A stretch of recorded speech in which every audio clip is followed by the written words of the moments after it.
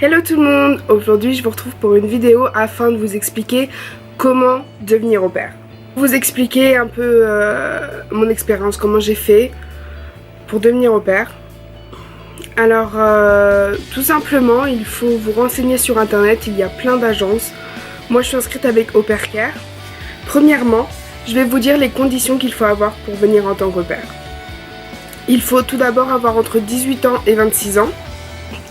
Faut être majeur vraiment pour venir, mais la majorité absolue elle est de 21 ans, donc je vous conseillerais plutôt de partir à 21 ans parce que sinon c'est un peu galère. Ensuite il faut avoir le bac ou niveau bac. Donc moi je n'avais pas de bac, j'ai un BEP carrière sanitaire et sociale et un CAP petite enfance, ce qui fait que j'ai pu partir en tant qu'au pair vu que j'étais liée à la petite enfance, donc j'avais beaucoup d'expérience avec les enfants. Après il ne faut pas fumer. Forcément, il faut être en bonne santé, avoir un casier judiciaire vierge et avoir le permis. Parce que en général, toutes les familles vous demandent de conduire, d'emmener les enfants à l'école, d'aller les chercher. Vous avez forcément besoin de la voiture. Surtout si vous êtes loin, dans une ville loin, vous avez besoin de la voiture. Donc les démarches, si vous avez toutes ces conditions, que vous êtes vraiment entre 18 ans et 26 ans, que vous fumez pas, vous êtes en bonne santé, le permis, tout.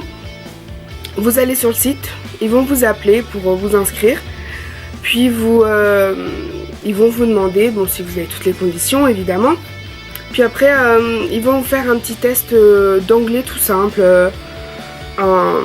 qu'est-ce que vous avez fait de votre week-end, qu'est-ce que vous allez faire de votre semaine, qu'est-ce que vous faites dans la vie, pourquoi est-ce que vous voulez partir en tant qu'au pair, dites-moi un peu les activités qu'il y a à faire, tout ça en anglais pour voir si vous avez quand même le minimum requis pour partir aux États-Unis quoi, parce que vous n'avez pas besoin d'avoir un anglais super professionnel vraiment au top du top, juste faut que vous puissiez avoir une conversation quand même, sinon c'est impossible de trouver une famille aux États-Unis.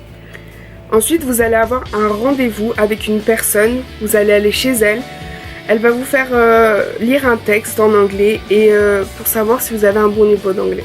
Elle va vous demander de lui dire qui est décrit dans ce livre, enfin dans ce livre, juste ce paragraphe. Ensuite elle va vous poser plein de questions, en gros ce que vous allez remplir dans votre dossier. Elle va vous demander plein de questions en anglais, vraiment comme si vous lui parliez, comme si vous parliez à une famille. Elle va vous mettre dans des situations, par exemple, si l'enfant court et tombe, qu'est-ce que vous faites, si par exemple il y a deux frères et que les deux veulent jouer au même jeu, qu'est-ce que vous faites, vraiment dans des situations toutes bêtes mais où il faut savoir comment gérer. Du coup ils vous font ça, un petit test comme ça, vous demandent si vous êtes en bonne santé, de remplir un papier, tout ça.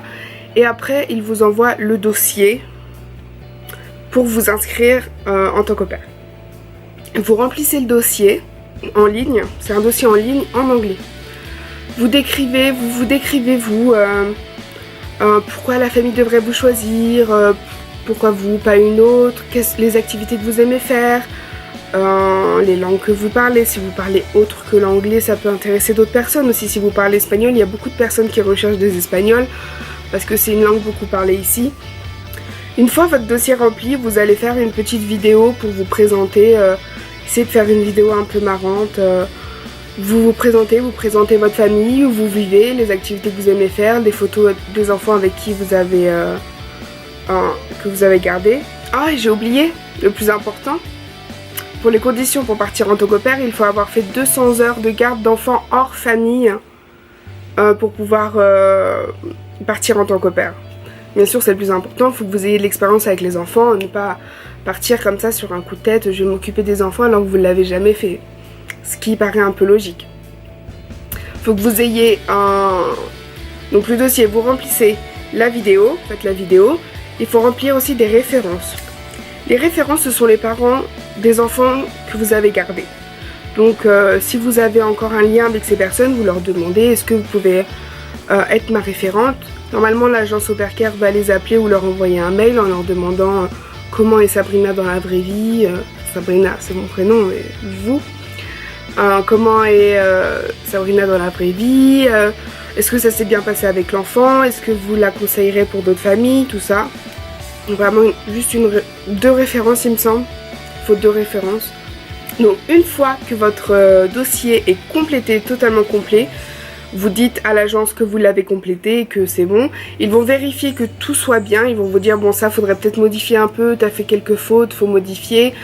Vraiment, une fois que tout est parfait, le dossier se met en ligne. Et là, c'est là que tout commence. En tout cas, je parle pour Au Pair Care. Je pense que c'est à peu près tout le monde pareil, que ce soit Cultural Care, Au Pair in America, je pense que c'est partout pareil. Mais en tout cas, c'est ce qui s'est passé avec Au Pair Care. Ensuite, quand vous êtes en ligne, c'est là que tout commence. Vraiment, vous êtes en ligne, ça veut dire que les familles peuvent voir votre dossier, les familles peuvent voir votre vidéo. Donc, c'est là où les familles vont choisir votre dossier. Vous pouvez avoir seulement 2 familles qui choisissent votre dossier. Donc, 2 familles différentes peuvent avoir votre dossier en main. Votre dossier en main, ça veut dire qu'ils l'ont sur leur profil, mais que personne d'autre peut prendre votre dossier, à part 2 familles. C'est là, en général, c'est eux qui vous envoient un message, un mail, en vous disant « Oui, bonjour, on aimerait faire un Skype avec vous, voici notre Skype. » Ils se décrivent en général. Vous faites un Skype, vous voyez si ça se passe bien, et puis... Si vous sentez que c'est la famille parfaite, en général vous le sentez, vous avez un coup de cœur, vraiment, faut pas vous dire « Oh, j'ai peut-être matché avec la première parce que, imaginons les autres sont pas bien ». Non, faut pas vous dire ça, absolument pas. Moi j'ai mis des mois à pouvoir matcher, je suis tombée sur une famille, certes j'irai matcher, mais c'était quand même une bonne famille. Je dois l'avouer, et j'avais vraiment un coup de cœur pour cette famille, et malgré qu'ils aient voulu rematcher, ça s'est vraiment très bien passé avec eux, et ils étaient vraiment très gentils. Du coup voilà, moi je pense qu'il faut vraiment avoir le coup de cœur et vous allez le sentir vraiment quand vous allez vous dire « Ah oui, non mais cette famille elle est vraiment pour moi ». Surtout, ne vous fiez pas à la destination s'il vous plaît. Parce que vous allez peut-être vouloir une famille à Los Angeles, forcément je pense que c'est la ville qui fait rêver plus d'un. Mais vaut mieux trouver une super bonne famille qui vous intégrera dans la famille, vous aurez une voiture pour vous déplacer, les enfants seront géniaux avec vous, qui habitent à Washington DC ou à Chicago, même un peu plus loin, que de trouver une famille à Los Angeles. Certes la destination est bien, mais qui va vous en foutre plein la gueule et qui ne va pas vous intégrer, vous allez être juste au pair quoi, vous allez être juste une employée, vous allez être juste une au pair qui va s'occuper des enfants, qui va faire la machine à laver, qui va faire à manger, qui va faire le ménage, et vous allez être rien d'autre. Donc posez des centaines et des centaines de questions, ils sont habitués à recevoir des questions, n'ayez pas peur des questions. Vraiment, ils sont habitués, ils savent, pour eux c'est difficile de choisir une au pair, mais pour nous qui quittons notre pays natal, ils savent vraiment que c'est difficile, donc ils comprennent, ne vous inquiétez pas, posez toutes les questions que vous voulez. J'essaierai de faire une vidéo avec toutes les questions que j'avais, toutes les questions que j'ai posées, toutes les questions qui m'ont aidé surtout à choisir ma famille, parce que c'est sûr qu'on a tous des conditions pour partir entre guillemets. Par exemple, moi je voulais pas plus de 3 enfants, je voulais pas des adolescents, je voulais pas des bébés. Donc voilà, après une fois le match avec une famille, quand vous avez trouvé vraiment la famille idéale, tout commence. Ils vous proposent le match, vous acceptez, vous signez les contrats sur internet. Ensuite c'est là où commence la demande de visa, la demande de permis international, la demande de tout ça. Et après de se fixer la date quoi pour aller vivre avec la famille. Donc c'est là où tout s'enchaîne un peu plus vite quoi. C'est assez stressant et assez compliqué.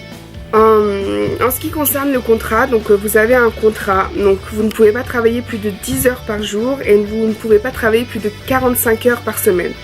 Oui, pour nous c'est beaucoup français parce qu'on ne travaille pas plus de 35 heures, mais ici aux États-Unis ils travaillent 45 heures. Ce sont des gros bosseurs. Donc pas plus de 10 heures par jour, pas plus de 45 heures par semaine. Vous avez un jour et demi off par semaine consécutif. Donc par exemple tout le samedi et tout le dimanche matin.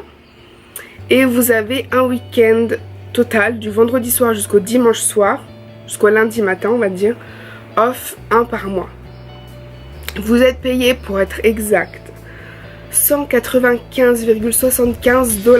Donc vous avez des familles qui vont vous donner vraiment 195,75, pas un centime de plus.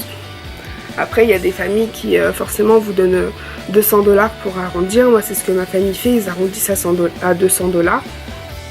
Pareil pour les heures, moi je ne travaille absolument pas 10 heures par jour et je ne travaille absolument pas 45 heures par semaine. Et j'ai tous mes week-ends off. Parfois ils me demandent de faire du babysitting, mais c'est normal quoi, je veux pas dire non.